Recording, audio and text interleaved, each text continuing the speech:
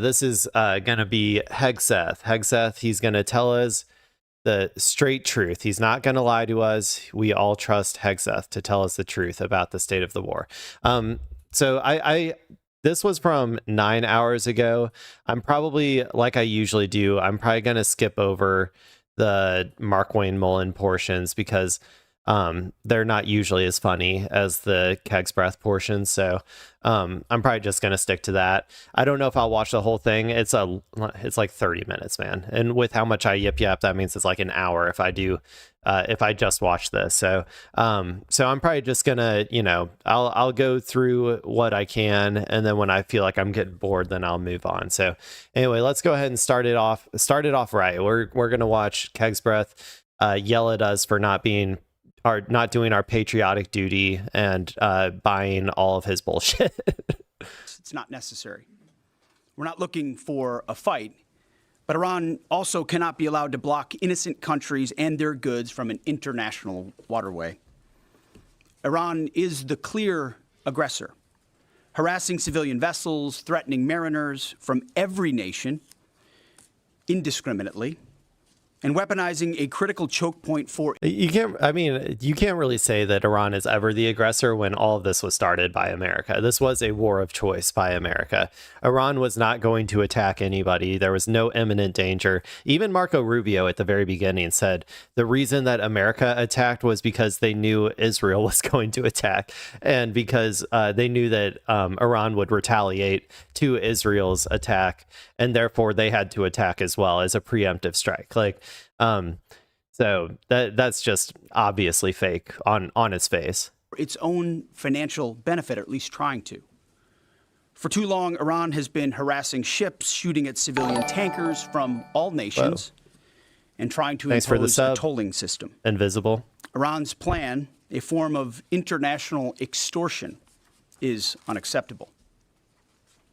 That ends with Project Freedom. 2 U.S. commercial ships, along with American destroyers, have already safely transited the strait, showing the lane is clear. We know the Iranians are embarrassed by this fact. They said they control the strait. They do not. So American ships led the way, commercial and military. I did a little bit of research about this whole 2-ship situation or whatever. As far as I know, we led 2 American ships through, and then nothing. We're not doing escort missions or anything. As far as I know, those were the only 2 that have gotten through since then. And Iran did fire on those Navy ships, and America says they missed. Iran says they hit. I'm primed to take Iran's word more than America's, because America always lies about what Iran was able to hit or whatever. So if we get a news report about a laundry fire or whatever coming up soon on one of those ships, then we'll see. Shouldering the initial risk from the front, as Americans always do. And right now, hundreds more ships from nations around the world are lining up to transit. CENTCOM, along with partner nations, is in active communication with hundreds of ships, shipping companies, and insurers. All of these ships from all around the world want to get out of the Iranian trap that they have been stuck inside. As a direct gift from the United States to the world, we have established a powerful red, white, and blue dome over the strait. American destroyers are on station, supported by hundreds of... What is their obsession with dome, man? There's the Iron Dome, the Golden Dome, and now the red, white, and blue dome. How many fucking types of dome are there? It's fucking Pokemon games at this point. They just it's gonna be Sapphire Dome, Ruby Dome, Diamond Dome, Pearl Dome. What's next, guys? What do we think? The fighter jets, helicopters, drones, and surveillance aircraft, providing 24/7 overwatch for peaceful commercial vessels, except Iran's, of course. Which is why our ironclad blockade remains in full effect as well. In fact, 6 ships tried to run the blockade out of Iranian ports as Project Freedom commenced, and they were all turned around. if they're talking about the like fast boats or whatever, didn't they attack some of them? I thought that they were like shot at and potentially like some of them were sunk. Now Iran's claiming that some of those were just like fishing vessels. I don't know. They might have just been gunboats who were doing, military stuff in, the national waters of Iran, like so. But we might get more information about that in the future.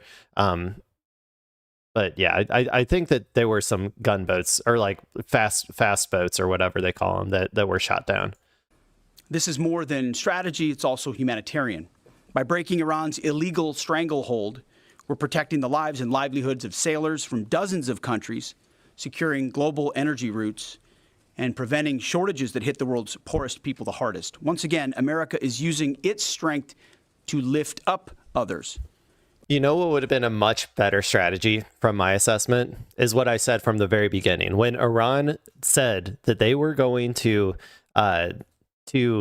like open up the strait, when the ceasefire started as a gesture of goodwill or whatever, they said like, or as a part of the ceasefire, they said, okay, we're going to open up the Strait of Hormuz. And then America came out and said, oh, great. Yeah. Okay. Thank you, Iran. And then immediately after they said, oh, actually, we're keeping up our blockade. That immediately was like, okay, well then why would Iran just let your ships go through, but not let theirs? So immediately that changed this whole thing around. And that immediately started the timer though. If they would have just opened up the blockade, then there could have potentially been, I'm not saying that all of the ships would have, but there could have been some free flow of traffic through there, especially if they were communicating with the IRGC and stuff to get through. They could have had, I think that maybe some ships would have taken on the risk of actually going through the strait if that would have happened, which would have meant that some energy, some oil would have been getting onto the market, which would have extended a lifeline to America, who is much more dependent on these markets being good than Iran. So now America is just in this pickle where all of these ships they say are stuck or whatever, really they're just not willing to traffic through there, risk their lives, and also all of the money of the people who are paying to ship all this oil to export it, like they don't want to risk it being sunk and losing all of that merchandise, so it's just not like it's just now we're back in the same situation that we were in before, where we could have been like, from an American imperial perspective, we could have been in a much better strategic position if we had just not made that big blunder. Iran is trying to subjugate the world. To what remains of Iran's forces, if you attack American troops or innocent commercial shipping, you will face overwhelming and devastating American firepower. The president has been very clear about this. He threatens that every fucking time, man. It doesn't mean anything. It doesn't mean anything. He threatens fire and fury, destroying the civilization, every single time. It doesn't mean anything. This is just words. We prefer this to be a peaceful operation, but are locked and loaded to defend our people, our ships, our aircraft, and this mission without hesitation. To Iran, let innocent ships pass freely. These international waters belong to all nations, not to Iran to tax, toll, or control. What are you going to do about it? What are you going to do about it? There's no such thing as international law anymore. I keep saying it. I'll say it again. And we let international law die in Gaza. It is dead. It is gone. It is might makes right now. That's the world that these people wanted. That's the world that we are now living in. Iran has the might to control the Strait of Hormuz. That means they have the right to do it. That's the world that they created. You can't cry about that anymore. This is the world we live in now. To our partners, allies, and the rest of the world, this is a temporary mission for us. As I've said before, the world needs this waterway a lot more than we do. We're stabilizing the situation so commerce can flow again, but we expect the world to step up. At the appropriate time and soon, we will hand responsibility back to you. To the incredible Americans executing this mission right now, simply thank you. Your courage, your readiness, your unmatched professionalism and precision are why the world can breathe easier today and every day. You are and always will be the greatest fighting force in human history, unmatched, always. The world's definitely breathing way easier, right, people? Project Freedom is underway. Commerce will be flowing, and America is once again leading with strength, clarity, and purpose for the benefit of the entire world. Our will is unshakable. God bless our troops, and God bless the mighty United States Navy as well. Mr. Chairman, over to you. Thank you, Mr. Secretary. Okay. Like I said, I'm gonna skip over I think it's Mark Wayne Mullen or whatever section, so that we can get back to the full unhinged Pete Hegseth portion, which is always my favorite. Our nation's work, and especially when there's questions, like when they get to the question portion, and he gets to point at all of the unpatriotic press people who are saying, it seems like this war isn't going that great, and then he's like, how dare you? How dare you? Let's get into it. Very good. We'll take a few questions. Go ahead. Thank you. Alexandra Ingersoll, One America News. Mr. Secretary, do you assess what's left of this small boat fleet to be a significant threat or a nuisance to be managed? And then secondly, what is your message to critics who say that the U.S. doesn't have a strategy in this mission? Well, any threat needs to be taken seriously. And just like those 6 attack boats that the chairman mentioned were taken seriously and dealt with before there were any real threat to the American military vessels that they were approaching. And that is it. Small craft like that are all that Iran has left.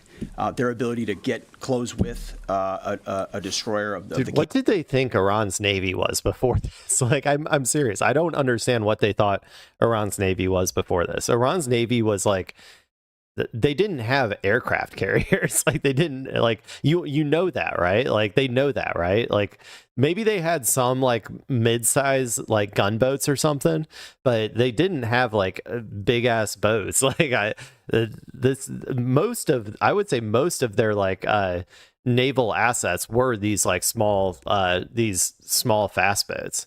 Capabilities that we have is limited, but we're going to take it very seriously and kinetically, quickly. We're not going to allow a threat to gather. Yeah, the problem for these people is there's no way to get rid of every single boat. It's impossible. Even if you did somehow get rid of every single boat, what, you think Iran can't keep producing boats right now? Like, yeah, they'll just make more. Like, what are you talking about? And I can tell you, even from just this morning, the strategy remains laser focused.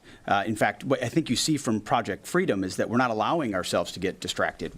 This is a separate and distinct effort, temporary in nature, that we plan to hand over to the world. The world has expressed a desire to be a part of this, as is often. I'm going to tell you exactly what's going to happen. If this ends with like America tucking tail and running or whatever, and just saying, okay, it's the world's job now. Immediately what's going to happen is Iran will just like these countries will just start making deals with Iran. Like it has been recognized by the world. It is recognized by everybody that Iran can militarily control the Strait of Hormuz. So whatever Iran says is what goes. If Iran does $2 million per boat tolls, that's what it's going to be. And all of these deals, all of these countries that are supposed to come in here and like do what America couldn't, somehow miraculously, they're going to come in and with their like 1/10 the size navies and stuff and like open this up. No, they're going to just make deals. It'll be way cheaper for them to just make deals with Iran. So that's what's going to happen if America does decide to just turn tail and run like they did with the Houthis. In the case, or maybe almost always the case, American leadership is required. So the president was willing to undertake this, send commercial ships through, send destroyers in, provide this red, white, and blue bubble of protection, and encourage the world to step up. Because ultimately, this waterway is, as I said, far more crucial to the rest of the world, and they need to have the ability to defend it. So I think this is a reflection of a laser-focused strategy, actually. Right here. Morning, Mr. Secretary, Mr. Chairman. David Zia, Real America's Voice. I wanted to ask you of any of the fast boats that have been either sunk or identified, are there any armaments larger than, say, small, AK-47 type stuff, or any anti-ship cruise missiles identified? And my second question is, if there's a divide between the IRGC and Tehran, is there a way to get Tehran to agree to let us go after the IRGC that is doing these attacks without violating the ceasefire? What? No way, dude. What are you talking about? What? You think that the IRGC and like the political, they might have differences for sure. They might have differences in terms of the strategy that they're going for. Do you really think that either like that the Iranian political class is going to align with America against the IRGC? That is a stupid question. Well, right now, anything coming at our crafts, regardless of what's on it, has to be defended against, and that's the case. I don't know what the exact armaments were on those fast boats. Small arms, nothing significant on the fast boats. Rifles or small machine guns. There were some small coastal cruise missiles shot down as well. So there's been there's some frothiness in the beginning aspects of this that were dealt with very directly by our destroyers, and we're communicating both overtly and quietly to the Iranians to allow this defensive operation to happen on behalf of the world. There are some actions the IRGC takes sometimes that are outside the bounds of what maybe Iranian negotiators would like. That's their job to rein that in and ultimately create a condition for a deal, right? That's not something I talked about in these remarks, but that's happening in real time. Iran has an ability to make that deal, but what we're demonstrating with Project Freedom is they don't control the strait. I mean, we know Iran is embarrassed by the fact that our blockade is holding, and we can run ships through, and we're going to help the world run ships through. And if they hold it at you got 2 ships through, congratulations, and you got shot at and like probably hit during that time period. You're not going to be able to do this at scale if that's what it takes to do it. Number one, like, okay, the economic cost of that would be insane. But then also, like, are you going to do that indefinitely? But then also, though, like, the people, like I said before, the people who own and operate these ships as like exporters or importers or whatever aren't going to take that risk. They're not going to want to take that risk. The only ships that you were able to get through were American ships that you probably said, hey, you're going to fucking take this risk. We are going to make you take this risk because we want to show some sort of like strategic dominance here or whatever, or like show that it's capable for us to do it. Like that's what happened. And so like this is not Iran still definitely 100% controls the strait. That issue, the whole world knows who's doing it. It's not us. We're willing to open it up. It's Iran, and that creates a dilemma for them. We hope they make a deal. Yes. Thank you, sir. My first question is for General Kane, Mary Margaret with the Daily Wire. You said Raising Cane, that's who it is. I always forget. I get Markwayne Mullen and Raising Cane mixed up because they both have insane names. The attacks by Iran so far are below the threshold of restarting major combat operations. What is that threshold? And then for Secretary Hegseth, are there still concerns about mines in the strait? And can you kind of clarify these reports of kamikaze dolphins that we've heard about? I haven't heard the kamikaze. I haven't heard that either. I'm with you, Raisin Cane. That I had not heard about kamikaze dolphins. That would be a crazy new tech, especially considering how cheap drones are. I cannot imagine the economics of training dolphins to bring. Like, come on, it can't possibly be cheaper than like buying a drone from China for like $10,000 or whatever. The dolphin thing. It's like sharks with laser beams, right? The threshold of restarting is a political decision above my pay grade. What I'll say is it's low harassing fire right now. It feels like Iran is grasping at straws to try to do something. That was a good question to ask, because the reality is that Iran is shooting at the UAE right now. They are like unilaterally like just shooting, like they've shot multiple missile barrages at the UAE, and America is not doing anything, right? This is kind of showing that America does not want to re-enter this as a hot war, which is interesting, right? This is good info to have. America wants to keep up the perception that the ceasefire is holding. So now it's up to Iran to I'm not saying it's up to Iran, but now what Iran is probably going to do is start testing lines. They're going to keep pushing, and they're going to see, okay, if I do this, is America going to consider it a reasonable escalation amount that America is going to respond to, and they're going to keep going. And essentially it's just it does two things. It makes America look incredibly weak. Whenever America does not respond to these types of things, like the UAE and whatnot, the strikes on the UAE, it makes them look really, really weak.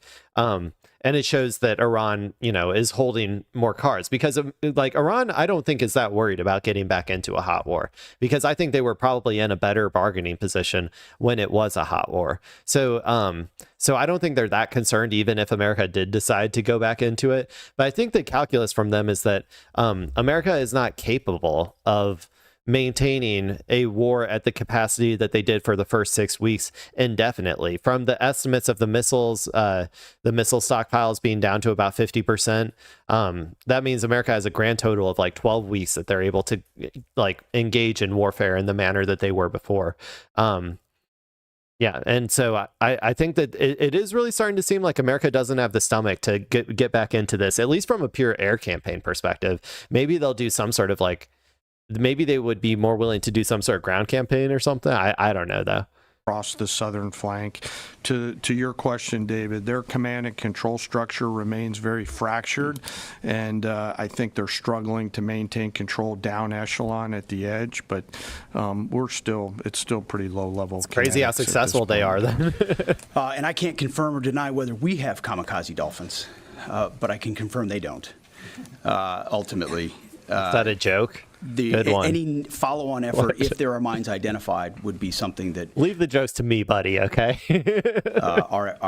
Some of our units could undertake, or the world could undertake. But right now, we know we have a lane of safe passage that commercial shipping can flow through. Thank you, Secretary Hegseth. Last 24 hours or so, Iran's fired at us. We fired at Iran. Just going to ask you more directly: is the ceasefire over?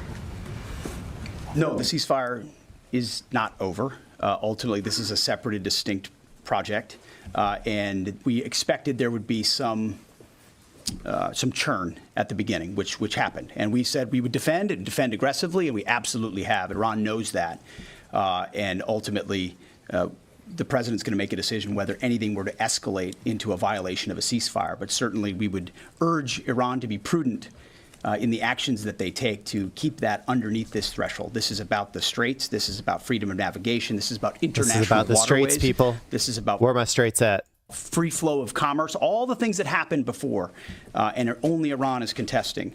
So right now, the ceasefire certainly holds, but we're going to be watching very, very closely.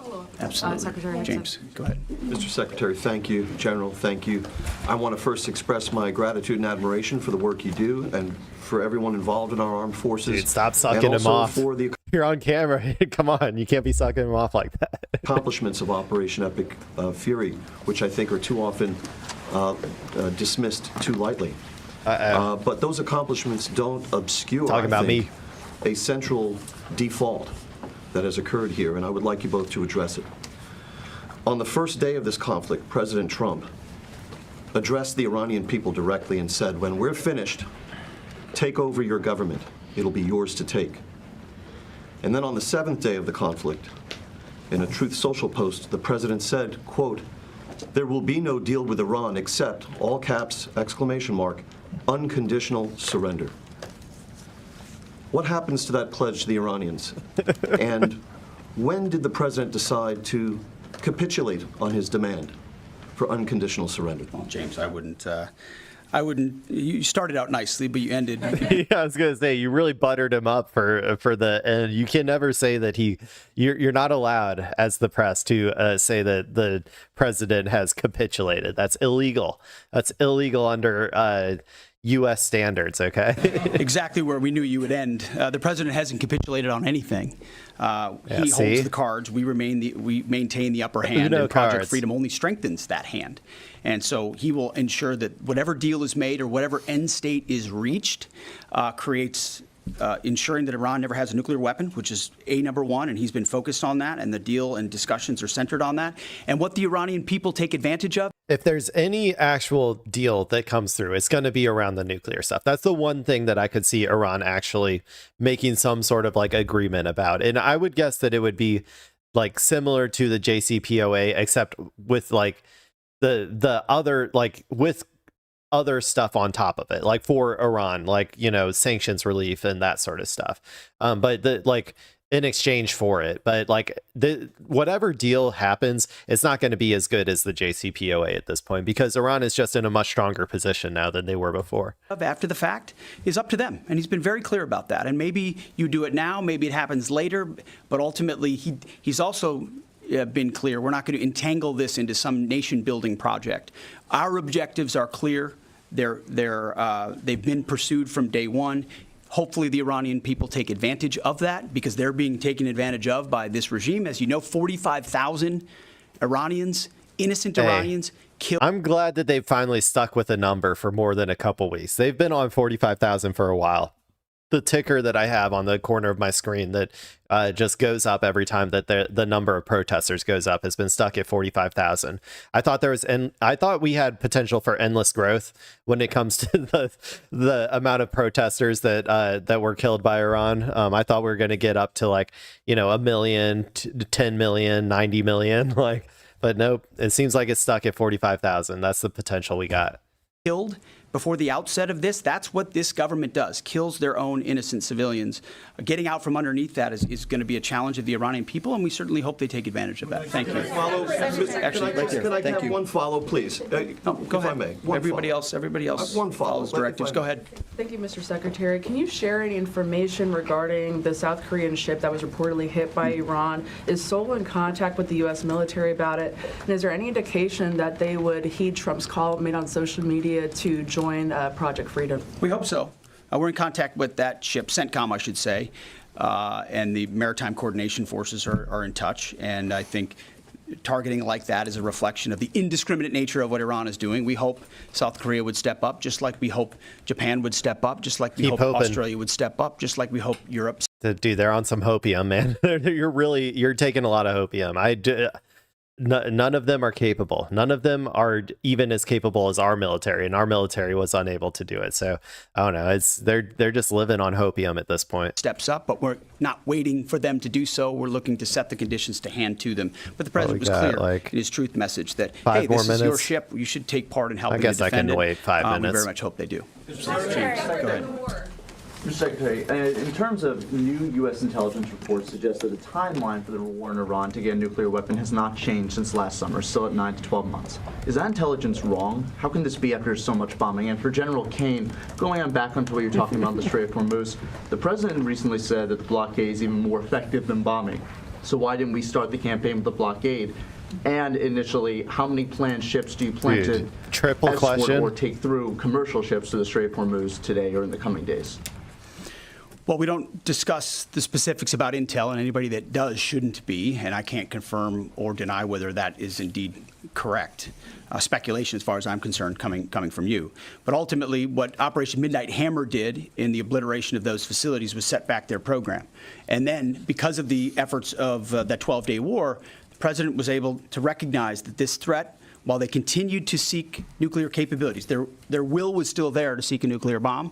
Ultimately, they were creating a conventional umbrella of so many missiles and so many capabilities that no one would want to challenge them. Think of the North Korea.